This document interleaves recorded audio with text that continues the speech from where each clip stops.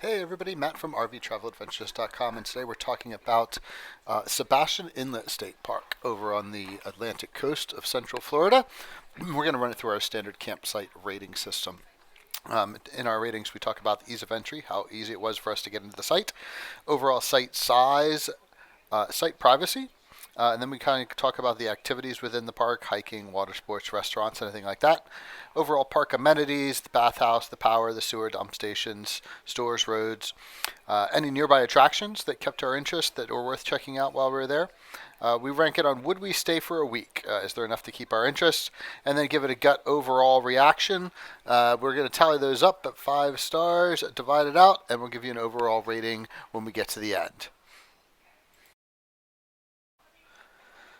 So let's dive in and talk a little bit more about Sebastian Inlet State Park in Central Florida, over on the Atlantic coast. As far as ease of entry, we gave it 5 stars as far as our ease of entry. Our site was very easy. We actually had a restroom facility directly across from our site, so we could practically pull into the field across from us and back straight in. But all of the sites are fairly well angled, easy entry points. We didn't see anybody really having a hard time getting in. There were a few sites that were a little bit trickier, but overall 5 stars.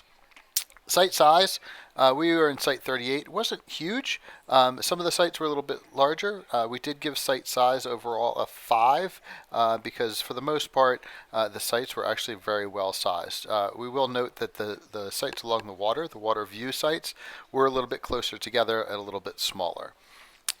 So that also takes us into that site privacy. We ranked site privacy at a 4.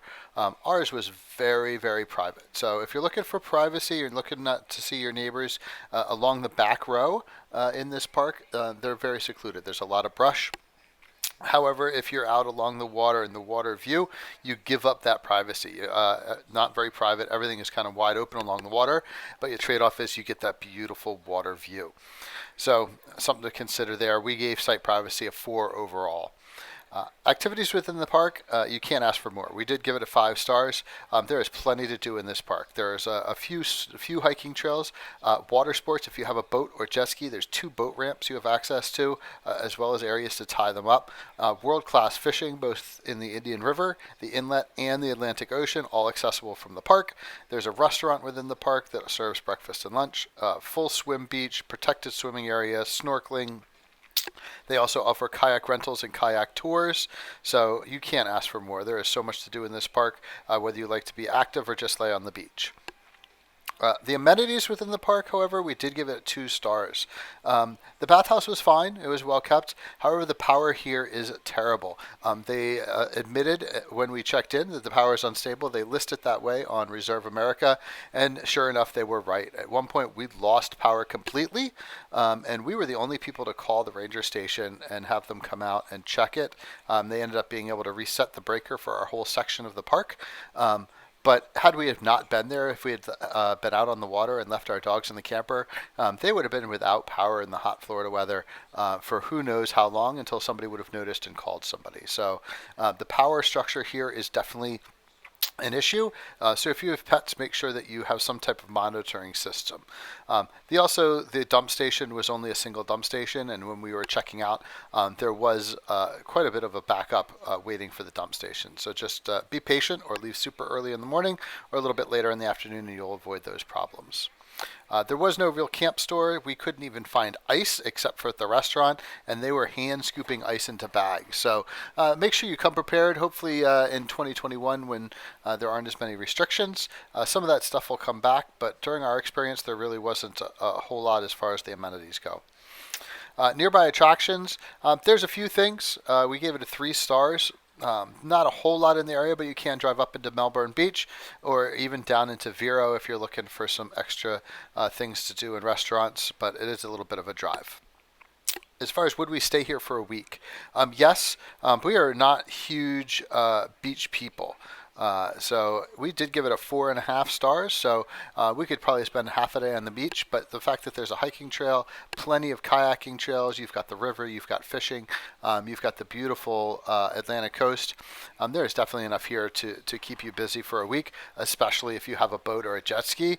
This is a paradise. overall reaction, we were actually pleasantly surprised. We weren't expecting to be as happy as we were at this park. This was more of a let's go check it out and cross it off our list kind of visit, and we were actually very happy with our weekend. So we gave it overall a 3 stars. The biggest call outs here would be the crowds. It is very popular with locals, and it will close to guests. So if you're planning on going over, it does split 2 sides of the river. So if you're planning on going to the opposite side of the river from where the campground is, you need to go early, because once they hit capacity, they do close it off. They also close off the side with the campground. You'll have to show a campground tag to get in. So if you are expecting company, make sure you register them with you as campers so that they can get in even once the park closes. So that was the big drawback, along with the biting midges. There is a huge bug population at this park, so make sure you bring that extra screen tent, your skinsos off, your deep woods off, your 100% DEET, whatever it is that you like to use, or you will get eaten alive. This is a very coastal area, and it backs up to a marsh area as well. So the biting midges are notorious here, and they were certainly out in force. So just make sure you bring the some type of bug spray, and you should be just fine and be able to enjoy all that Sebastian Inlet State Park has to offer. Okay, let's tally up our scores for Sebastian Inlet State Park here in Central Florida. Ease of entry, we gave it 5 stars. Super easy to get in and didn't really see any issues. Site size, again, 5 stars. Good size sites, except for those ones along the water, but you get the view over there. Site privacy was a 4. Along the back row, it's great. Plenty of foliage. We had a great private site, but again, along the water, you give up that privacy. As far as activities within the park, 5 stars. Plenty to do. Amenities within the park, as far as the dump station and the power, we gave it 2 stars because we did lose power, and it was off for quite a while. So 2 stars there. Nearby attractions, 3 stars. There's a lot in the area. You just got to drive a little bit. Would we stay for a week? 4.5 stars. So yes, there's lots to do here, plenty to keep you busy. Overall reaction, we gave it a 3. We were pleasantly surprised with our stay here. So overall, we gave it a 4 stars. Be sure to, next time you're down in the Central Florida area, put Sebastian Inlet State Park on your list, at least for a couple nights, and maybe for longer. Thanks for following along. Again, this is Matt from RVTravelAdventures.com. Be sure to follow us on Facebook, Instagram, right here on YouTube. Be sure to click that like and subscribe button. Be safe, guys. We'll see you out there on the road.